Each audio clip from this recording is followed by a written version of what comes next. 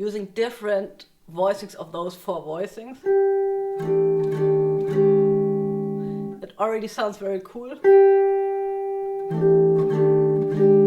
And then maybe shift.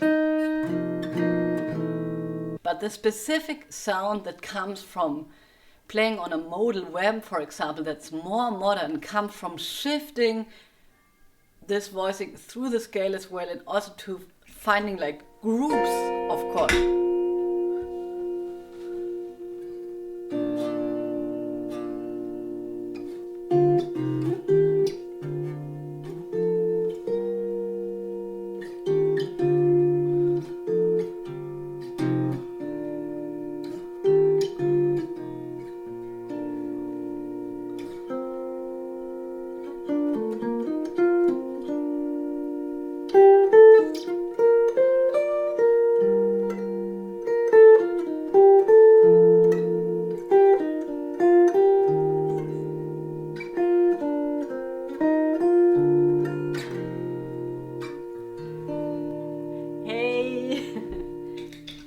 Dear patrons, welcome back to my channel and Happy New Year. I hope you had a nice slide, and here I'm back with another video.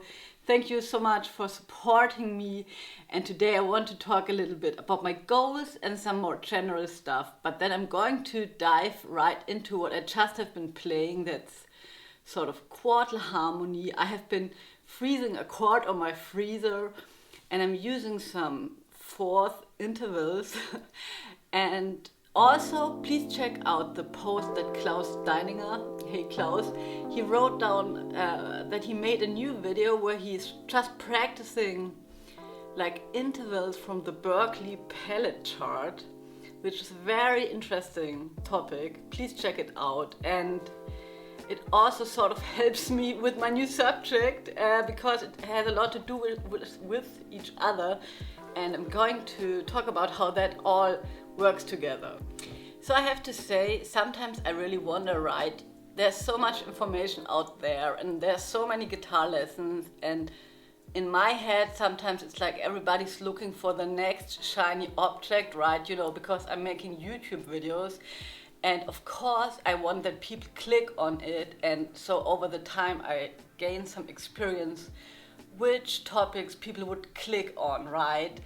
And there's nothing wrong with it, but sometimes I really wonder, you know, after putting out like 360 videos or something, nobody can possibly practice all this material or digest it, and so everybody has to make his or her own choices, of course. But I just wanted to say that I've been thinking about what I actually want to do with this, what is my message, and yeah, so I collected some points. I have a notebook here, so that's why I'm looking to the side, that I won't forget anything. So, yes. So for me personally, I think it's more important that when you practice, or when I practice, that I have the feeling that I really dive into the music.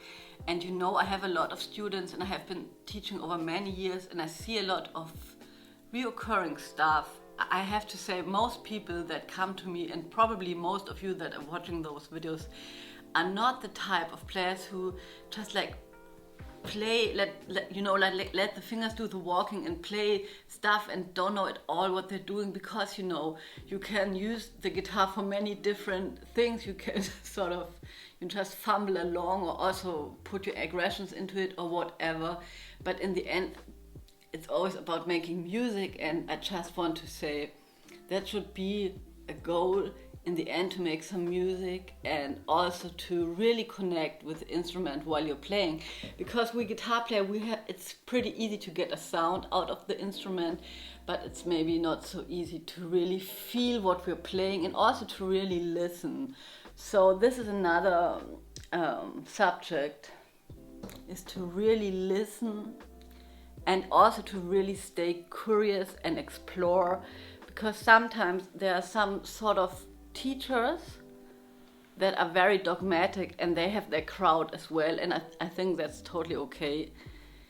But also, if you feel stuck, that could have something to do with a dogmatic approach to things, and that means a lot of right and wrongs, and also, like, you know, Wes Montgomery has been playing it like this. I'm not Wes Montgomery, so I will play it like this, or I will strive to play like the masters. I can't have my own opinion in this, you know, beyond of all those heroes of jazz guitar. They're so intimidating, and sort of it's true, but sort also it's, if you're respectful, it's big playground. I just want to encourage you to play the stuff that you already know in different ways. And also, I think my most important message for me would be that you always sort of analyze yourself, not always, right, but in general, that you really understand a lot about yourself, how you're playing, are you playing the same stuff all over again, and what are your goals, and that you just think about those. So the thing that I would want to be doing in 2023 has a lot to do with the body. That hasn't actually never been such an important subject for me, but it starts to become one, because you might know I have had a lot of pain in my shoulder, and so now I'm trying to weight lift on a regular basis. I'm also meditating, also journaling, and for myself one of the goals is really to listen more deeply and adjust. You know, when you have been playing the guitar so much as I do, sometimes stuff can get pretty stale. I think that can happen to everyone. And then you just don't want to touch the guitar anymore, because it always, the same things is always coming out. And we're looking for the next shiny object.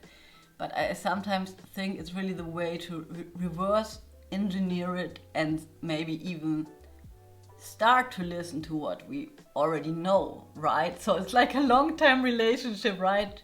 If you have a partner, you probably know what I mean. You're together for a very long time, you think you know each other, and sort of it's true, but then there are also deeper layers, right? Like peeling an onion, and maybe a lot of things in life are like this. And so what I'm doing lately is I have been starting meditating. It's really a game changer. And then after meditating, when I put the guitar in my hand, I can hear so much more. So maybe give that a try, and just, like, you know, really hear what you play. It sounds so simple, but it's actually hard to do, because a lot of stuff can come in between. Also, like self-doubt or anxiety, is it right what I'm playing? Or a lot of talk can come up in our heads at the moment we start to play something slow. So yes, I have been getting back to an exercise that I like a lot. It's playing quartal harmony, right? And you know that most chords are stacked up in thirds, and then with the quartal harmony it's stacked up in fourth. And what Klaus is talking about, this palette chart, is practically that you always take two intervals and stack them on top of each other, right? So it could be, if I would be playing B flat major scale, it could be a second and a third.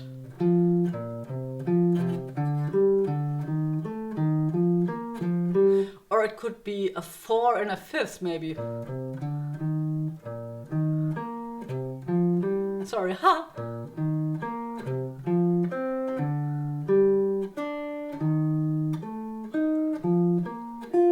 And this is a really cool exercise that you can use with any scale.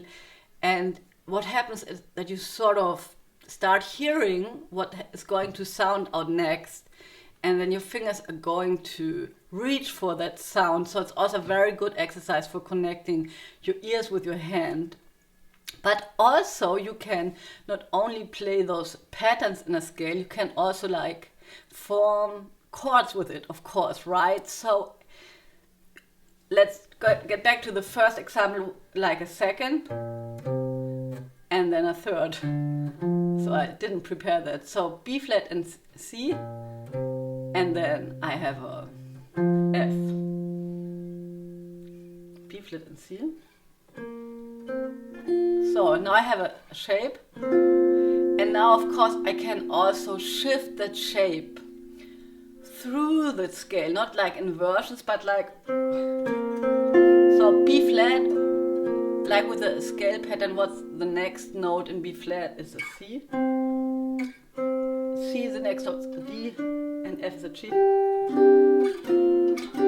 And already I have a very cool sound.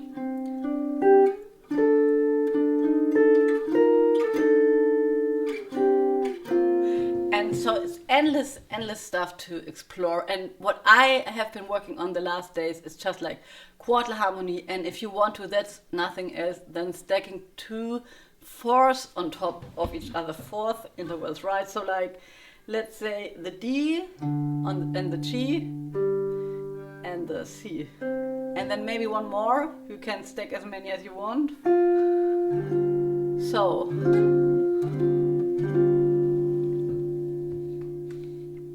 So this would be your right, like, sorry. This would be like your typical quartal harmony chord. And I think the misunderstanding is very often, so sorry. Let's start from the beginning. So why are we using quartal harmony, or what do we want from it? So most of the time is to sound more modern, right? And the thing is, if you use like one voicing like this, right? The D minor 7 11 could also be like a normal D minor 7. Of course, this chord is stacked up in fourths, but to tell you the truth, people have been playing that like forever. Was Montgomery, and everybody has been using those kinds of voicing. But the specific sound that comes from playing on a modal web, for example, that's more modern, comes from shifting this voicing through the scale as well, and also to finding like groups of chords. So that's a big step. Maybe that's a little bit too far out, but I still want to talk about it because it's very important. I think we guitar player very often learn there's a chord symbol, let's say D minor 7, and then we play the D minor 7, and then that's D minor 7, and then we can play an accompaniment with this chord. But if we would have to change the chord, then it could be sometimes trouble. Sometimes we learn the accompaniment only remembering the shapes, right? So we sort of remember shape after shape, maybe even forgetting the name of the chord. And in this way, we can play a tune. So, and the next step would be to know the name of the chord and have a variety of shapes that one could play in this situation. And then one could pick depending on the context. And then the next step would be like not to think about one chord shape anymore, but to think about a group of chords and improvise with a group of chords. So how do we do that? So first of all, we're going to shift this chord through the B flat major scale. So I have like this.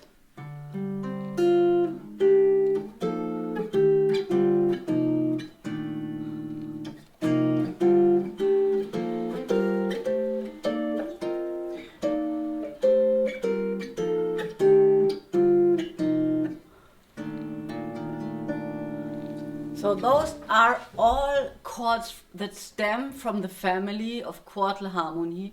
But if you look at each of those voicings, and that's something that confused me eternally, is those chords don't all have the same shape, because the notes in the B flat major scale don't all have the same distance to each other.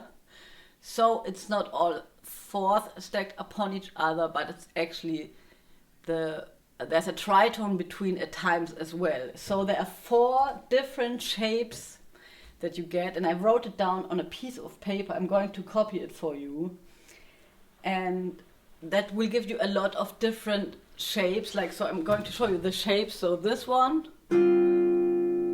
this one, this one.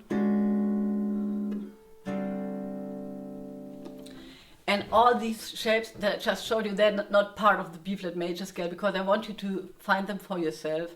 But all those shapes stem from this family, and you can just like find a lot of more cool sounds if you work with them. So one idea is just to play those shapes also on other string pairs, maybe this one, and then just to get into a more modern and more open sound, just maybe shift it in whole tones.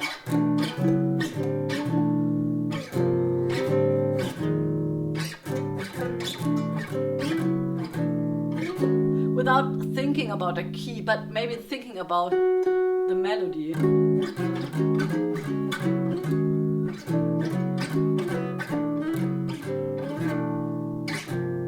And you can do that with any of those shapes. Or maybe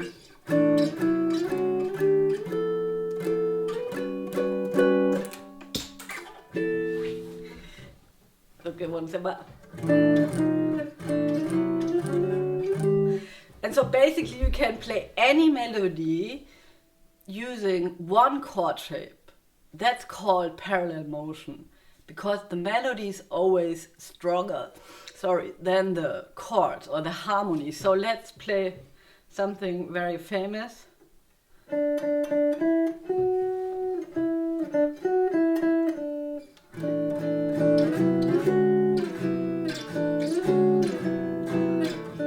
So sort of the chords still make sense because of the melody. So just experiment with that, and maybe you find a place where you can use it. It's cool. And the other thing that you can think about is leaving a top note and just like using different voicings of those 4 voicings. It already sounds very cool. And then maybe shift. Sorry.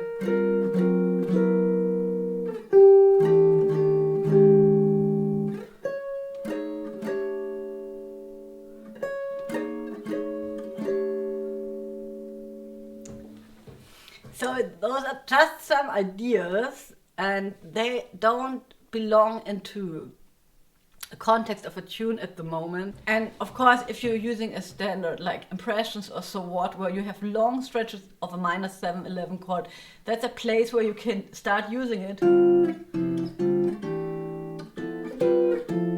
And most people would start with something like this, right? Like playing the chords through the scale, and there's nothing wrong with it, but I think the sounds that we're looking for, we find them in a different way.